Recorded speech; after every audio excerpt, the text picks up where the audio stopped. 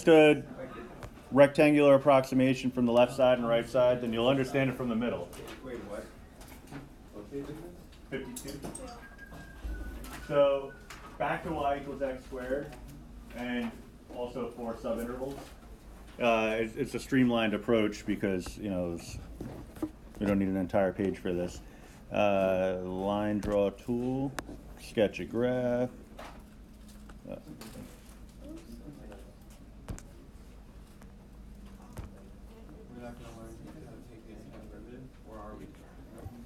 We are going to learn it, but I kind of need at least most people to be here. So. We're going with the trapezoidal method. Also a topic on that's, for whatever reason, very popular on the AP. Why do you say for whatever reason? Because I think it's dumb. So. I respect the honesty. I mean, it's the best way to come up with an approximation for area under the curve, but it's one of those topics where you learn about it now and then you take a test on it, you take the AP, you answer a question on it, and then you never see it again. So. If you continue with math, will you ever see it again? I respect the honesty. I never saw it again. Epic. Yeah. I mean, now granted, I didn't become like a Nobel Prize winning mathematician. So I'm sure there's some part of that journey where it's like, oh wow, trapezoidal method, it came back, look at that. It's crazy, I needed this to be the foundation of a proof that changed the world. Yeah, but I never got there. So took 20, I think I said, like, I counted it at one point, it was like 22 college level math classes. So it never came up again. Doesn't the Nobel, don't they not give like Nobel Prizes to mathematicians? Honestly, I have no idea. I just grabbed a prize out of the memory banks and went with it. Now there's something like a field medal or something. There's whatever it was in Good Will Hunting. That, like whatever the prize was in there. That's a good strategy. Yeah. Hey, just so I can focus on the lesson, Jurassic Park t-shirt. That is the Jurassic Park T-shirt, yeah. Not a Jurassic World T-shirt. Yeah. Do they sell Jurassic World t-shirts? They do. Yeah, we got one for the kid, but it's not something adults would wear. Because that's not the real thing. There were a couple nods to Jurassic Park and Jurassic World, but it felt like a completely different experience. So anyway, we have to break it up into 4 subintervals. We're going from 0 to 2.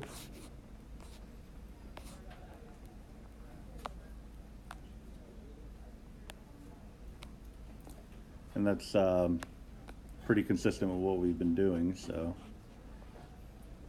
I probably should have waited on drawing the curve because my scale's all off now.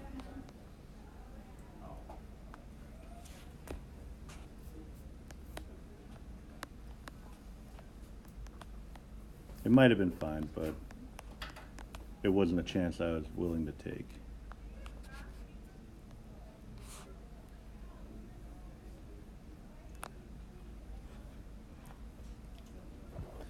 All right, so what we do with middle approximation is it starts off the same way in that we determine the delta x. Delta x is going to represent, again, the length of the base of the rectangle. So it's still b minus a over n. So that's good news. It's kind of grounded in familiarity.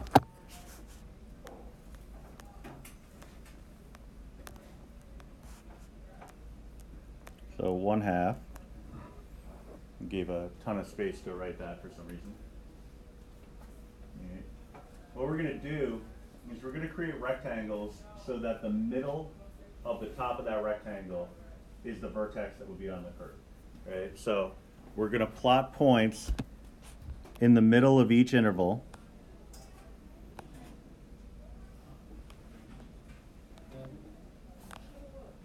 And then create rectangles going through those vertices.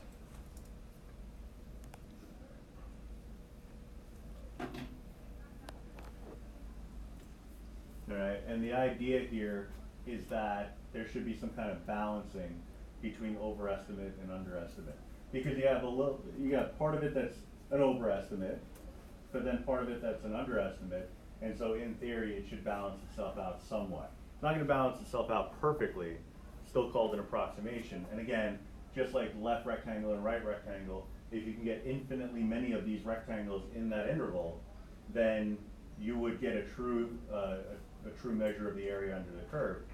But if you have any kind of curve that's nonlinear, you can't guarantee that the overestimate and the underestimates would balance each other out perfectly, right? So it's still just an approximation. But what we need are the x values that coincide with those new vertices.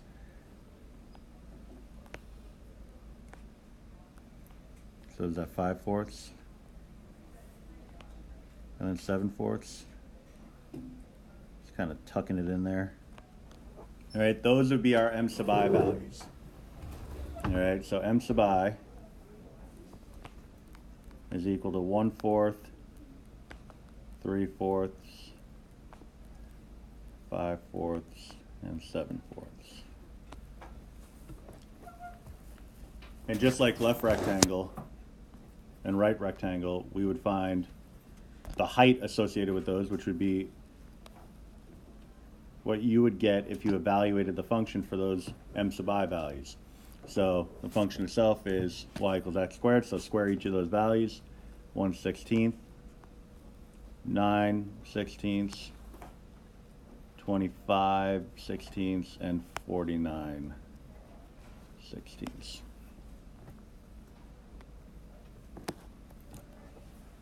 So then we find the areas and add, all right? So the areas would be, as we have covered kind of ad nauseum, I guess, f of m sub I multiplied by delta x. So my area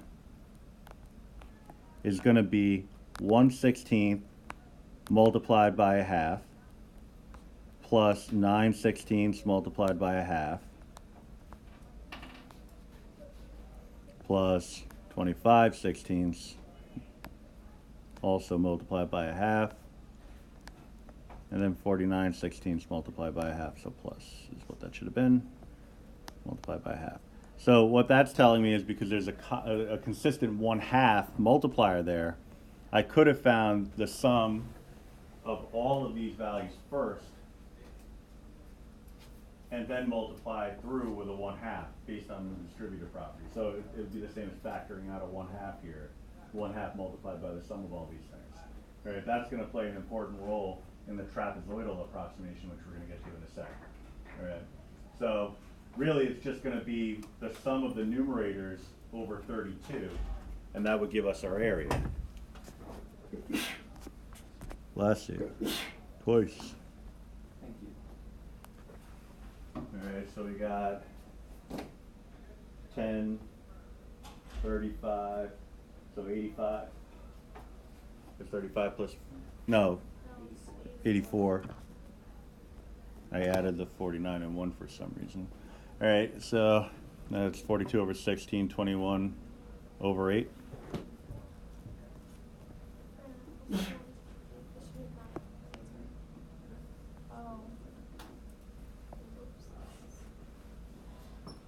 So 21/8. All right, so again, an approximation of the area. So can you do this instead of doing both sides in the video? Or is it gonna, like, for specific questions, it'll tell you what to do? For specific questions, yeah. All right, so trapezoidal approximation. So we sketch a graph, so same picture.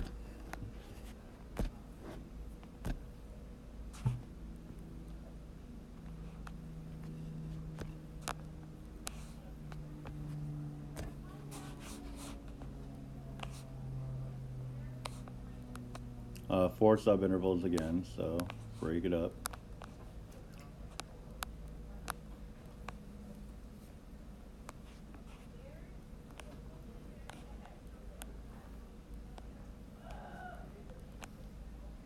Is there a reason it's called trapezoidal approximation, or is that No, there's a reason. Yeah, we're going to create trapezoids right? instead of rectangles.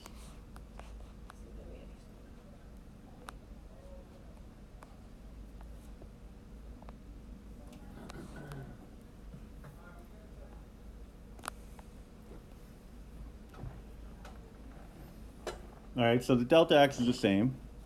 Again, b minus a over n. That's still going to be 1/2.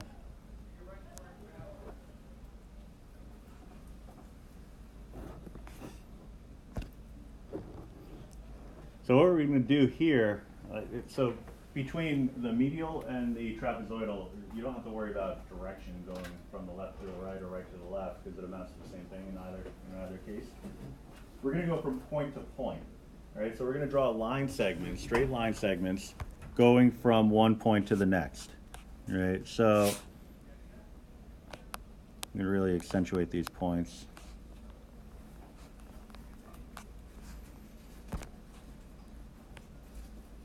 That doesn't look so hot.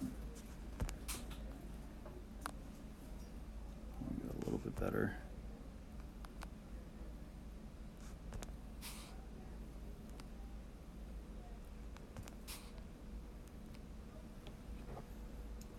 All right, so basically it is seen, or at least it appears, it is seen, I made up a new word.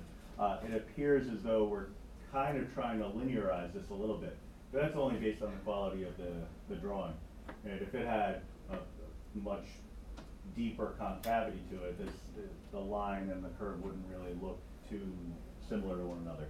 All right, we're going to drop verticals at each of these coordinates. All right, so, whoa, that's new. So I'm going to drop a vertical at each one of the coordinates, and what we're going to create are right trapezoids. So each one of those represents a trapezoid.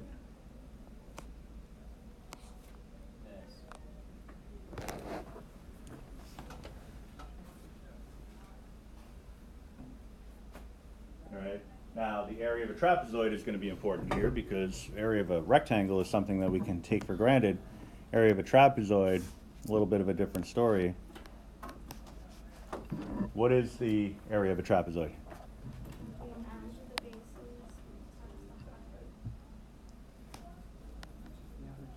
Yeah, average of the bases times the height.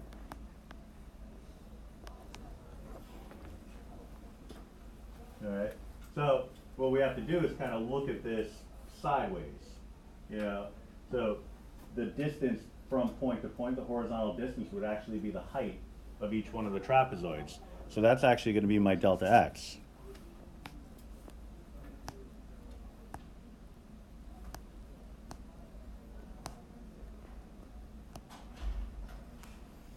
All right, so what I would need are just the bases, the lengths of the bases. The bases are those vertical distances for each trapezoid. All right, so what I need first are the m sub I values for each subinterval, but the subintervals, they kind of work a little differently here. What happens is I have to account for the m sub I values that would relate to each individual trapezoid. So for the first trapezoid, I'll bring that in a little bit. First trapezoid, it would be 0 and 1/2. For the second one, it would be 1/2 and 1. For the third, it would be 1 and 3/2. And for the fourth trapezoid, it would be 3/2 and 2. So we're going to have some repeated m sub I values along the way. All right? Because the 1/2, while it's the second vertical line segment for the first trapezoid, it's the first vertical line segment for the second trapezoid. All right? So it acts as a line segment of two different trapezoids. All right? So then I have to find the f of m sub I values for each one of these. So it's just a little bit more writing, but no real more or additional, thinking involved. So it's 0, 1/4, twice, 1, twice, 9/4, twice, and then 4. All right. So what we would be doing here, if I wanted to find the areas, would be following this model here. 1/2 of delta x multiplied by the sum of the bases. So the area would be 1/2 times 1/2. then I would want the sum of the bases. Now we learned in the last problem that I could actually multiply each value by the 1/2, but that amounts to just adding them all up and then multiplying by the 1/2 later on, or in this case 1/4. Right? So what I would do is I'd say, all right, I'm going to take the 0 and the 1/4 and add them here. Then I'll add to that the 1/4 and the 1. Then I'll add to that the 1 and the 9/4. Then I'll add to that, let me just make sure, 0, 1/4, 1/4, 1, 1 and 9/4, and then 9/4 and 4.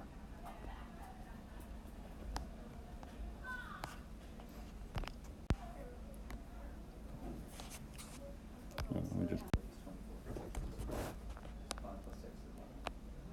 so 11/4 on the inside? No, just 11. Just 11? Oh, so the whole thing is 11/4. Okay, gotcha.